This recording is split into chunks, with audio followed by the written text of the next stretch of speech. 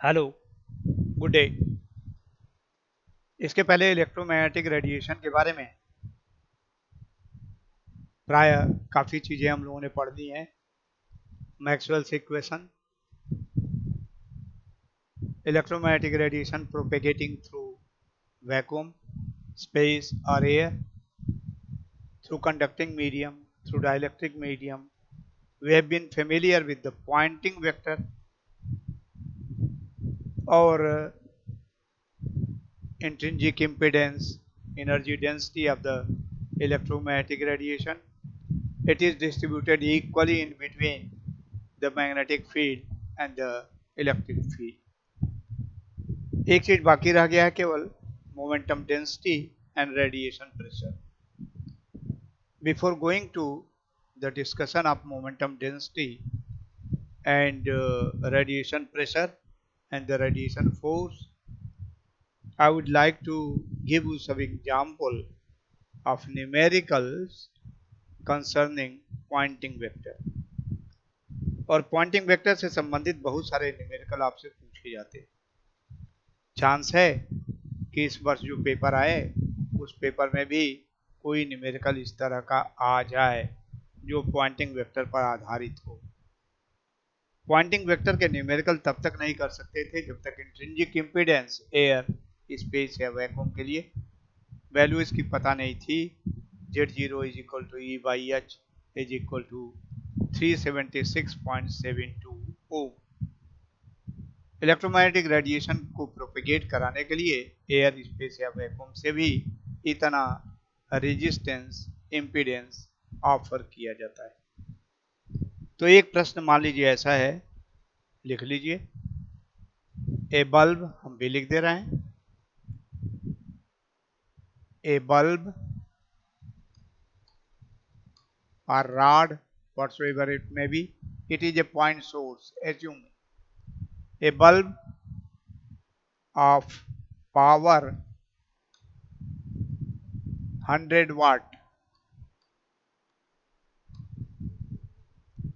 is radiating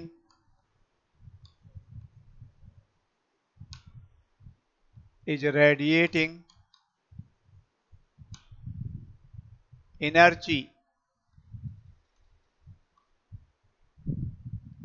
uniformly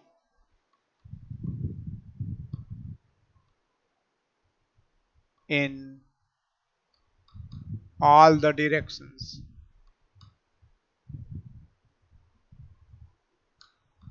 In all the directions.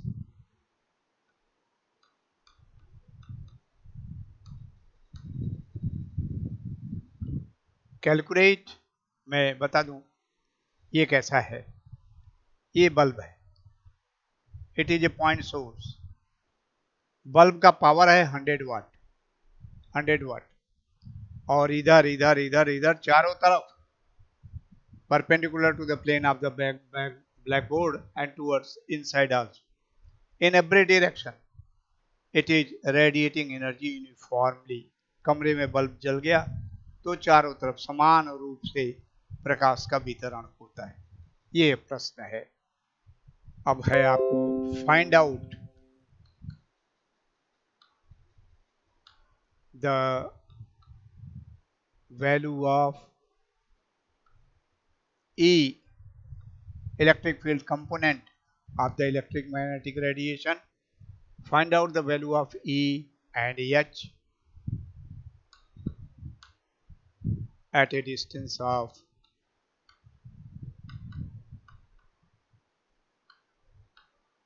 5 metre. Bulb एक जल रहा है 100 वाट का, तो इससे 5 मीटर की दूरी पर, तो 5 मीटर इधर, 5 मीटर इधर, 5 मीटर इधर, 5 मीटर इधर, चारों तरफ 5 मीटर की दूरी पर. इसका मतलब बल्ब को जहां जल रहा है उसको केंद्र मानते हुए एक गोला खींचा जाए और गोले का रेडियस हो 5 मीटर. तो गोले के परिधि की, गोले के सरफेस के ऊपर कहीं भी E और H की वैल्यू कितनी आएगी ये आपको निकालना है. तो एक इस पॉइंट को घेरता हुआ चारों तरफ एक आपने गोला बना लिया। ये बल्ब जो है सेंटर पे है और ये डिस्टेंस जो है 5 मीटर है। तो ये प्रश्न हो गया। एक बल्ब गोले के केंद्र पर जल रहा है, 100 वाट का है बल्ब। 100 वाट का मतलब जानते ही हो, अभी लिख देते हैं। तो तो उस प्रकाश स्रोत से 5 मीटर की दूरी पर किसी भी दिशा में बताइए इलेक्ट्रोमैग्नेटिक रेडिएशन जो इस स्फीयर के सरफेस पे इंसिडेंट होगी, उसकी इलेक्ट्रिक फील्ड कंपोनेंट की वैल्यू E और मैग्नेटिक फील्ड कंपोनेंट की वैल्यू EH कितनी होगी, यह आपको ज्ञात करना है। अब दिया है power of the bulb, power of the bulb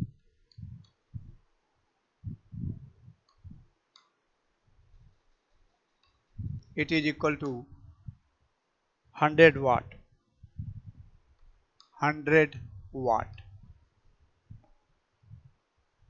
100 वाट का मतलब हो गया 100 एनर्जी रेडिएटेड पर सेकेंड, 100 जूल पर सेकेंड। और यह जी जूल पर सेकेंड पर मीटर स्क्वायर हो जाए तो यही हो जाएगा पॉइंटिंग वेक्टर EH के बराबर हो जाएगा। अभी देखिए स्फीयर है आपके पास, सरफेस, ये जो स्फीयर बना, surface of the sphere of radius 5 metre, it is equal to 4 pi R square. Surface area of a surface of radius R, ये 4 पाई आर स्क्वायर होता है, आप जानते हो। वैल्यू रख दो 4 pi is 3.14 into R square is 5 square. ये 5 का स्क्वायर 25 गुणे 4, 100 इंटू 3.14 मीटर स्क्वायर। और इसलिए इन दो की सहायता से कर सकते हो power radiated, power radiated of the electromagnetic radiation, power radiated by the bulb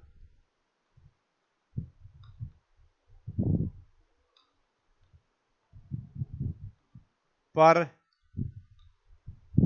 meter square. This is equal to power divided by area, power by area। Power है कितना 100 जूल पर सेकेंड, एरिया कितना है 100 इंटू 3.14। इकाई इसकी क्या हो जाएगी जूल पर सेकेंड पर मीटर, मीटर स्क्वायर नीचे है तो जूल पर सेकेंड स्क्वायर पर सेकेंड और मीटर स्क्वायर ऊपर जाएगा, इसकी इकाई हो गई जूल पर सेकेंड पर metre square.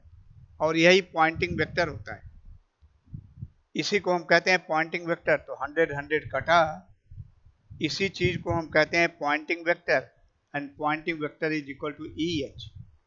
So this is EH, EH is equal to 1 divided by 3.14। कहां से आ गया 100 कट गया तो 1 divided by 3.14। This is equation number 1। और इक्वेशन नंबर 2 आपको प्राप्त होता है intrinsic impedance, the ratio of E to H, you know it is 376.72 unit लिखना चाहो तो ओम, यहाँ यूनिट लिखना चाहो तो जूल पर सेकेंड पर metre square. Equation number 1। This is equation number 2। We have two unknowns E and H और दो रिलेशंस है इंडिपेंडेंट आपके पास, तो इसकी सहायता से निकाल सकते हो। कैसे निकलेगा 1 में 2 का गुणा कर दो, ये मैं मिटा दूं।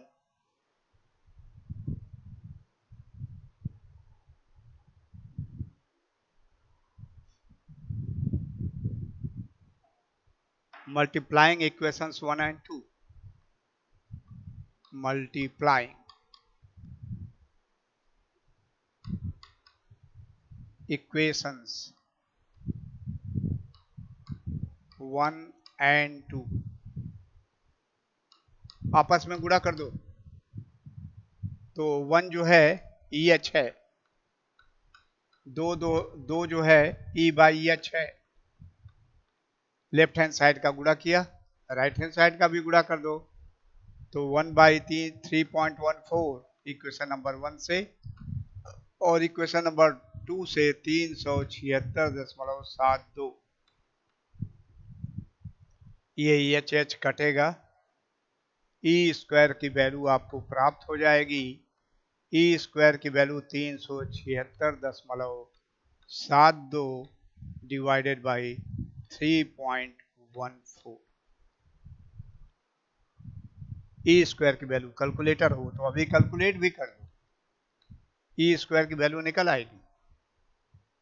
मैं लगभग इसकी वैल्यू लिखूं तो लगभग देखो 3 से ही भाग दे रहा हूं।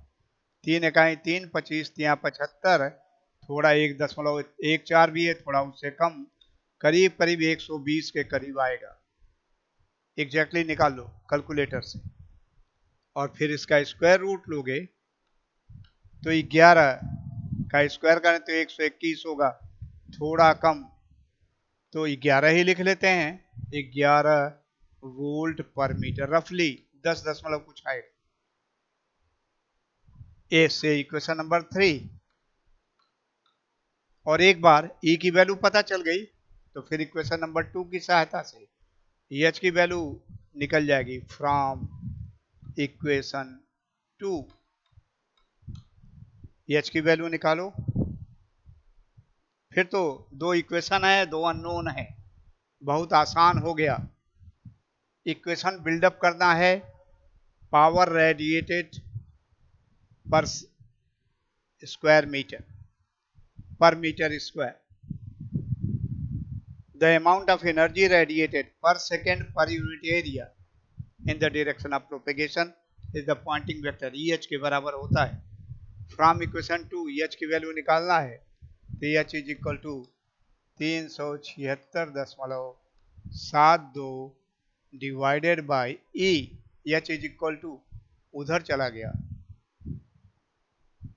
EH उधर गया तो E डिवाइडेड बाई होगा, E डिवाइडेड बाई 376.72। एच उधर गया तो ई डिवाइडेड बाई इतना आ गया, ई की वैल्यू 11 है, डिवाइडेड बाई 376.72। इसको भी आप निकाल सकते हो और इसकी इकाई आएगी एम्पियर पर मीटर। तो इस तरह से क्वांटिक वेक्टर से संबंधित न्यूमेरिकल किए जा सकते हैं। एक बार आपको केवल E/H इज इक्वल टू 376.72 ये मालूम है आपको, इसमें कहीं कोई कंफ्यूजन नहीं। E/H is equal to 376.72। और दूसरा रिलेशन आपको पता है, निकालना है कि power radiated per square metre in the direction of propagation. और पावर का मतलब है energy per unit time, energy radiated per unit time per unit area in the direction of propagation is the power, is the Poynting vector। और इसी Poynting vector को EH कहा जाता है। तो EH की वैल्यू आपको निकालना है। दूसरा बहुत आसान है, इंट्रिंसिक इम्पीडेंस वाला, इन दोनों की सहायता से E और H की वैल्यू निकाली जा सकती है। एक दूसरा न्यूमेरिकल लिखिए। ये कुछ ऐसे न्यूमेरिकल हैं जिसमें डेटा कम है तो कुछ याद सा है, और ये पूछा भी गया है। ऐसे छोटे छोटे न्यूमेरिकल आते हैं, आप आसानी से कर सकते, बस करना आपको आए। लिखिए second numerical, the solar energy the solar energy.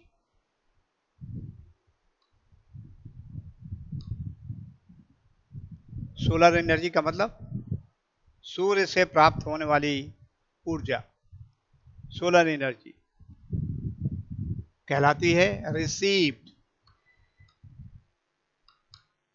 On the surface of earth, on the surface of earth. The solar energy received on the surface of earth is 2 calorie per minute. तो minute कोई इकाई है नहीं, 60 second second इकाई होती है, तो इसलिए पर मिनट पूरा मिन लिख लेते हैं मिनट के लिए, और पर सेंटीमीटर स्क्वायर.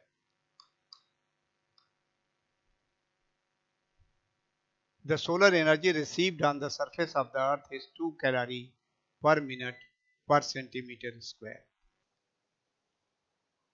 एक इस न्यूमेरिकल को करने के लिए थोड़ी सी दिक्कत है. नॉर्मली हम एसआई यूनिट सिस्टम का प्रयोग करते हैं. एसआई यूनिट सिस्टम का ही प्रयोग करते हुए पॉइंटिंग वेक्टर को एक्सप्लेन किया हुआ है. यहाँ पर कैलोरी है, हीट की इकाई है, तो कैलोरी को बदलना पड़ेगा किसमें, जूल में, और वो आपको कन्वर्जन फैक्टर याद होना चाहिए, तो आसानी से कर सकते हो. पर मिनट है, चाहिए पर सेकेंड, तो 60 मिनट में इतनी सोलर एनर्जी, 60 सेकेंड में इतनी एनर्जी प्राप्त हो रही है, तो इसलिए डिवाइडेड बाई 60 करेंगे. पर सेंटीमीटर है, 1 सेंटीमीटर लंबा और 1 सेंटीमीटर चौड़े पर इतना प्राप्त हो रहा है. और आपका क्या चाहिए एसआई यूनिट सिस्टम में, 1 मीटर लंबा और 1 मीटर चौड़े पर कितना प्राप्त होगा, तो 100 गुणे 100 से गुणा करना पड़ेगा. जब ऐसा करेंगे तो ये फिर कन्वर्ट हो जाएगा जूल पर सेकेंड पर metre square which is equal to EH, तो EH की वैल्यू प्राप्त हो जाएगी. खैर पहले प्रश्न लिख लीजिए, करेंगे भी हम वैसे, आपको एक्सप्लेन करेंगे. The solar energy received on the surface of the earth, surface of the earth, the मने स्पेसिफिक, पृथ्वी पर ही, surface of the earth is 2 calorie per minute per centimeter square. What will be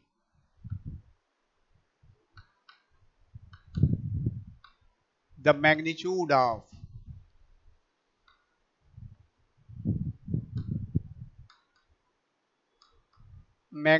of E and H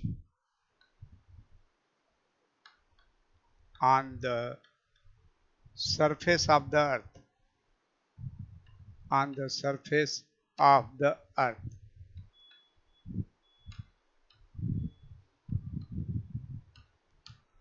और ये हो जाएगा E और H दो के magnitude है, तो ये हो जाएगा मैग्नीट्यूड्स. तो देखिए, the solar energy received on the surface of the earth is 2 calorie per minute per centimetre square. मैंने बताया कन्वर्ट करना पड़ेगा इसको किसमें, जूल पर सेकेंड पर metre square, SI unit system में. What will be the magnitudes, जरा ध्यान दीजिएगा. पिछले प्रश्न में आपका था find out the values of E and H, तो ई और एच वैल्यूज यदि निकालना है तो आरएमएस वैल्यू आपको निकालना होगा. तो आपने वहां आरएमएस वैल्यू को निकाला, यहाँ मैग्नीट्यूड्स है, तो ऐसे चलता है और ऐसे पीक आता है, पीक के बाद फिर घटता है, zero peak and zero. Negative side में ऐसे ही होगा, और ऐसे मैग्नेटिक फील्ड भी ऐसे ही वेरी करेगा, और इलेक्ट्रिक फील्ड भी वेरी करेगा. आपको मैग्नीट्यूड निकालना है, इसका मतलब पीक वैल्यू निकालना है. और पीक वैल्यू कितनी होती है, √2e की वैल्यू. तो पहले आप ई निकालेंगे, ई में √2 का गुणा करेंगे, तो फिर मैग्नीट्यूड आपको निकल जाएगी, और इस तरह से इसे कर पाएंगे. ठीक, तो थीम आपको पता चल गया, यह आपको करना है. तो पहले लिखिए solar energy received, solar energy received. और डिटेल में चाहिए तो on the surface of the earth, on the surface of the earth, it is equal to 2 calorie per minute पर सेंटीमीटर स्क्वायर, यही दिया है ना, 2 calorie per minute per centimetre square. अब देखिए इसको हम कन्वर्ट करेंगे, और कन्वर्ट ऐसे होगा, दो कैलोरी को जब जूल में बदलते हैं, हीट एनर्जी से मैकेनिकल एनर्जी में बदलते हैं, तो W is equal to JH का उपयोग करते हैं, जूल्स फर्स्ट लॉ का उपयोग करते हैं, और उसको जब करते हैं तो 2 इंटू यहाँ पर 4.2 मल्टीप्लायर आता है। अब ये जूल में कन्वर्ट हो गया, जो वैल्यू दी गई है मैग्नीट्यूड है सच, कैलोरी में 4.2 का गुणा करेंगे तो ये जूल हो गया। ये 1 मिनट में इतनी ऊर्जा प्राप्त होती है, तो 1 सेकंड में कम प्राप्त होगी, कम प्राप्त होगी तो इसलिए 60 का भाग दे देंगे, क्योंकि 1 मिनट में 60 सेकंड होता है। 1 मिनट में इतनी ऊर्जा प्राप्त हो रही है, तो इसलिए 1 सेकंड में 60 गुना कम होगा, और 1 सेंटीमीटर गुणे 1 सेंटीमीटर क्षेत्रफल पर इतनी ऊर्जा प्राप्त होती है, तो 100 सेंटीमीटर गुणे 100 सेंटीमीटर, 1 मीटर गुणे 1 मीटर पर कितनी ऊर्जा प्राप्त होगी। अब इसलिए ज्यादा होगी, देखो 1 सेंटीमीटर बाई 1 सेंटीमीटर पर ऊर्जा ये प्राप्त हो रही है 2 कैलोरी, वो भी 1 मिनट में, तो इसलिए 1 सेकंड निकालने के लिए आपने 60 कर दिया, कैलोरी को आपने बदलने के लिए 4.2 का गुणा कर दिया तो जूल हो गया, और इतने पर प्राप्त हो रही है। और अब आपको चाहिए 1 मीटर का चाहिए ये क्षेत्रफल, ऐसा बड़ा क्षेत्रफल चाहिए, तो बड़ा क्षेत्रफल है, तो इसका मतलब इस पर अब इस पर भी प्राप्त होगा, इसका मतलब और ज्यादा हो जाएगा, और ये हो जाएगा 10 टू द पावर 2 100 सेंटीमीटर गुणे 10 to the power 2 10 to the power 4 का गुणा हो जाएगा। बात समझ में आई? तो पहला कार्य मेरा ये था कि calorie per minute per centimetre square, it has to be got converted into joule पर सेकेंड पर मीटर स्क्वायर, तो ऐसे ये कन्वर्ट हो जाएगा, और तब इसकी इकाई क्या हो जाएगी, ऊपर इकाई आपने लिखा है कैलोरी, तो कैलोरी की जगह पर क्या हो गया, जूल, जूल के लिए कैपिटल J, ये पर मिनट था, बहुत ज्यादा प्राप्त हो रहा था, 60 गुना आपने कर दिया, तो अब ये हुआ पर सेकेंड, और ये पर सेंटीमीटर स्क्वायर था, गुणा कर दिया आपने, तो ये हो गया per metre square. And this is the value for EH, यही EH के बराबर होती है, से इक्वेशन नंबर 1। तो EH की वैल्यू कितनी आ गई, अभी नहीं, वैल्यू के साथ लिख लो, तो EH की वैल्यू कितनी आ गई, EH इज इक्वल टू, ये दशमलव 1 जीरो इसे कट जाएगा 10 टू द पावर 3, एक कटेगा 0.7, 1.4 2 सत्ते 14, 1.4 6 से 0.7 2 से गुणा हुआ 1.4 गुणे 10 टू द पावर 3, तो 1.4 3 स्थान सरकेगा, तो 1 2 3 1400 ये आ जाएगा, तो EH हो गया 1400, इकाई के साथ लिख लें,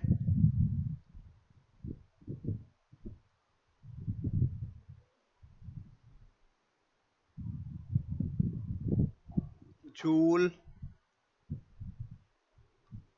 पर सेकेंड पर metre square, and this is now equation number 1।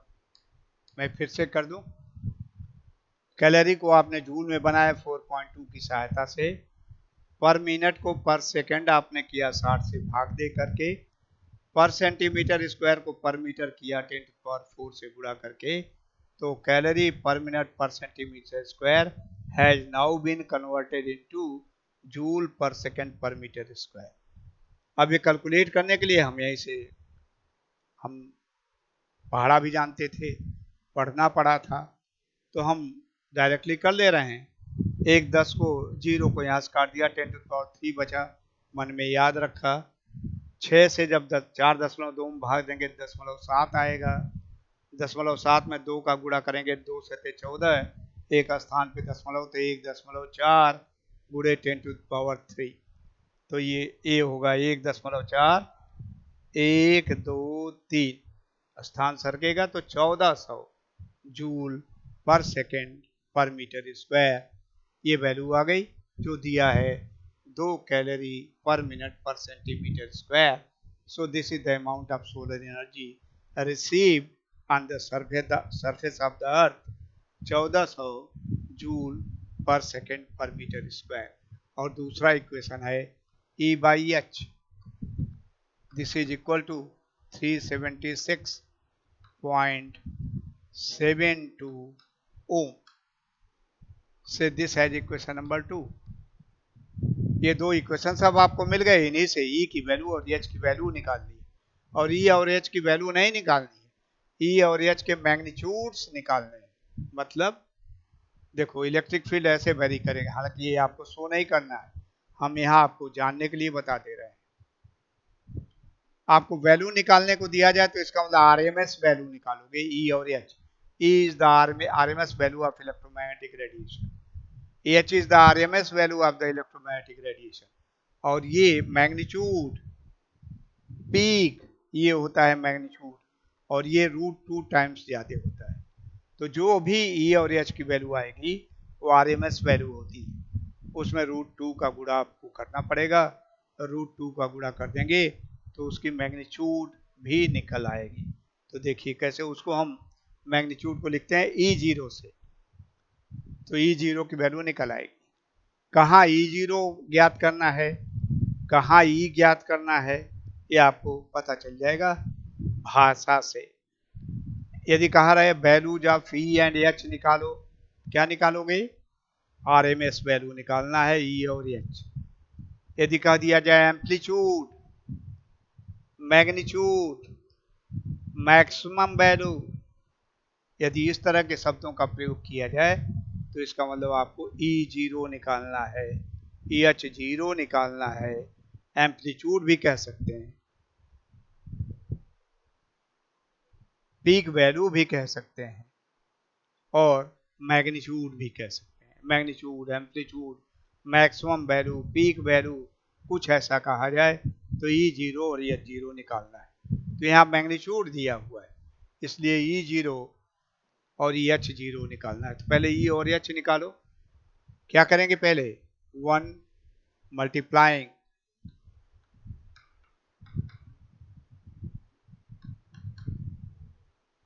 Equations 1 and 2 गुणा कर दें तो वैसा न लिख करके यहीं एच कट जाएगा, ई स्क्वायर आएगा, गुणा होगा 1400 गुणे 376.72।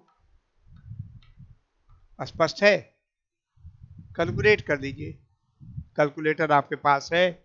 पहले ई स्क्वायर की वैल्यू निकालिए और फिर उसका स्क्वायर रूट ले लीजिए, तो पहले ये ई स्क्वायर की वैल्यू आ जाएगी और उससे फिर ई की वैल्यू आप निकाल लोगे, और ई की वैल्यू की इकाई क्या आएगी, वोल्ट पर मीटर। ये पहले मैंने बताया था, वोल्ट पर मीटर। अब ये है वैल्यू ऑफ ई, आपको वैल्यू ऑफ ई नहीं निकालना है, मैग्नीट्यूड ऑफ ई निकालना है। तो now we know E0 is equal to √2e,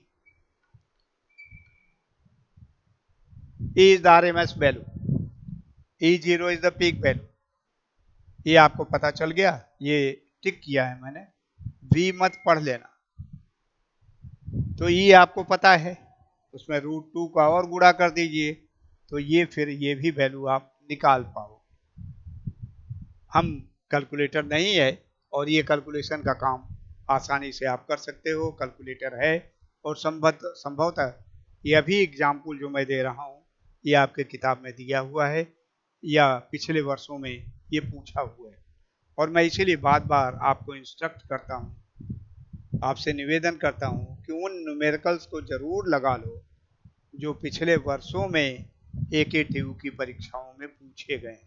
वो आपकी किताब में हैं भी, सॉल्व भी किए हुए हैं, इसलिए कहीं कोई दिक्कत नहीं आएगी। सो E0 की वैल्यू यदि निकल गई तो ऐसे ही फ्रॉम इक्वेशन 2 H की वैल्यू निकालो। H will be equal to H will be equal to E divided by 376.72। ठीक, और इसे भी आप निकाल लोगे, H की वैल्यू आपको प्राप्त हो जाएगी सीधे। और फिर भूल ना जाना है, H नहीं, वैल्यू ऑफ H नहीं निकालना है, मैग्नीट्यूड ऑफ H निकालना है। तो पीक वैल्यू निकालनी है, और पीक वैल्यू होगी H0 is equal to √2H। तो आपको H पता है, √2 का और गुणा करिए तो इसलिए ये भी निकल जाएगा। H की इकाई क्या होगी? Ampere per metre. तो इस ढंग से इस न्यूमेरिकल को भी सॉल्व कर सकते हो। तो मैंने कहा किताबों से पढ़िए, किताब से देख लीजिए, ढेर सारे न्यूमेरिकल आपको मिलेंगे। एक इस तरह का भी पूछा गया है, the solar energy received at the upper atmosphere. अब ये पृथ्वी के सतह पे था, किसी एटमॉस्फेयर पे मिल रहा है, कहाँ मिल रहा है ये जानने की आवश्यकता नहीं। वहाँ सोलर एनर्जी उस अपर एटमॉस्फेयर पर रिसीव्ड जो है, मुझे जहाँ तक ध्यान आ रहा है 1360 वाट पर मीटर स्क्वायर दिया हुआ है। तो 1360 वाट पर मीटर स्क्वायर का मतलब क्या हो गया? वाट जो है एनर्जी पर सेकंड खुद होता है, पावर की इकाई है वाट, और वह एनर्जी पर सेकंड है, तो what is joule per second. तो 1360 joule per second per metre square हो जाएगा। वाट पर मीटर स्क्वायर दिया है, watt per metre square. The solar energy received at the upper atmosphere at the surface of the upper atmosphere is 1360 watt per metre square. तो वाट को मैं बता रहा था, ये हो जाएगा जूल पर सेकेंड। तो जूल पर सेकेंड पर मीटर स्क्वायर निकल गया। E इंटू एच का प्रोडक्ट आपको पता चल गया, इक्वेशन 1 सीधे प्रश्न में दिया हुआ है। EH की वैल्यू निकल गई, और E by H is equal to 376.72। Equation number 2, 1 और 2 की सहायता से E और H की वैल्यू निकालो। यदि वैल्यू निकालना है तो वही उत्तर, यदि वैल्यू नहीं निकालना है, एम्पलीट्यूड या मैग्नीट्यूड या पीक वैल्यू निकालना है, तो उसमें फिर √2 का और गुणा करो और इसे आप कर पाएंगे। मैंने किताबों में देखा है कि इसको कुछ E0 और B0 की सहायता से करने की कोशिश किया है। तो आप B0 से ना करें, नॉर्मली H के संदर्भ में आप करते हो, तो E और H के संदर्भ में करो। जिस तरीके से आपने किया ठीक वैसे ही करें। तो वहां पर B के टर्म में पॉइंटिंग वेक्टर को लिखा हुआ है, तो उससे किताब में थोड़ा कंफ्यूजन आपको होगा कि ये कहाँ से आ गया। तो मैं उसके लिए केवल अब डिटेल नहीं लिख रहा हूँ, प्रश्न आप समझ ही गए हो। अपर एटमॉस्फेयर के किसी सतह पे 1360 वाट पर मीटर स्क्वायर की ऊर्जा प्राप्त होती है, तो वहां पर प्राप्त होने वाली इलेक्ट्रिक फील्ड और मैग्नेटिक फील्ड का मैग्नीट्यूड कितना आएगा ये पता करें। फिर मैग्नीट्यूड है तो √2 का गुणा करना पड़ेगा। तो देखो उसमें क्या है, ये है 1360, मैं केवल न्यूमेरिकल लगा दे रहा हूँ, समय समाप्त हो गया है। 1360 वाट पर मीटर स्क्वायर, 1300 वाट पर मीटर स्क्वायर। इसको आप लिख सकते हो 1360 जूल पर सेकेंड पर मीटर स्क्वायर से इक्वेशन नंबर 1। और ये हो जाएगा E into H pointing vector, और E by H this is equal to 376.72 ohm. किताब में यही सब E और B के टर्म में लिखा हुआ है, थोड़ा आपको कंफ्यूजन होगा। और जब ये हो गया इस टर्म में लिखो तो दोनों को गुणा करो, E स्क्वायर निकलेगा, स्क्वायर रूट ले लो, E आ जाएगा। और E एक बार निकल गया तो ई की सहायता से क्या निकाल लोगे, ई 0 √2 ई के सहायता से ये भी निकल जाएगा, और इकाई क्या होगी इसकी, वोल्ट पर मीटर। कैलकुलेट करके न्यूमेरिकल वैल्यू आएगी। और एच की वैल्यू फिर इक्वेशन नंबर 2 की सहायता से एच निकालो, एच की सहायता से एच 0 मिल जाएगा, एच 0 की वैल्यू आ जाएगी √2 एच, और इसकी इकाई हो जाएगी एम्पियर पर मीटर। तो इस तरह से इस न्यूमेरिकल को, या इस तरह के ढेर सारे न्यूमेरिकल आपके किताब में दिए होंगे, तो मैं फिर आपको इतना जरूर कहूँगा, जो कम से कम पिछले वर्षों में पूछे गए हैं उन न्यूमेरिकल्स को जरूर देख लेना, और वह आपके लिए बहुत मदद करेगा न्यूमेरिकल सॉल्व करने में। और न्यूमेरिकल में आपको पूरे पूरे नंबर मिलते हैं, तो यदि न्यूमेरिकल आपको आ गया, थियरी करोगे 5 नंबर का सवाल 3 मिल सकता है, बहुत अच्छा होगा, 4 मिलेगा, 1 नंबर गया ना। लेकिन न्यूमेरिकल यदि 5 नंबर का है तो 5 में 5 ही मिलेगा, 4.25 नहीं मिलेगा। तो इसलिए न्यूमेरिकल का अभ्यास करो, और जितना अधिक न्यूमेरिकल कर पाओगे उतना ही तुम्हारे लिए फायदेमंद होगा। So this is all for today. Next video में मैं आपको momentum density and radiation pressure of electromagnetic field बताऊंगा। Thank you very much.